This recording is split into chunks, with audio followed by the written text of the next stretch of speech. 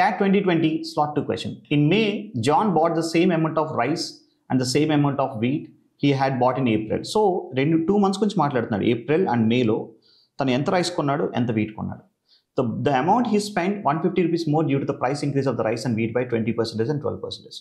So rice price ఇక్కడ నుంచి ఇక్కడికి 20% పెరిగింది, wheat price వచ్చేసి 12% పెరిగింది. Correct? So John had spent 450 rupees on April. So can I write this number as 450? Rice అనే number April 450. 20% increase అయింది. What is 20% of 450? 90.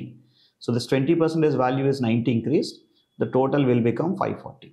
If you look at the question, overall గా 150 rupees extra increase అయింది. ఇక్కడ 90 increase అయిందంటే remaining 60 ఇక్కడ increase అయినట్టు.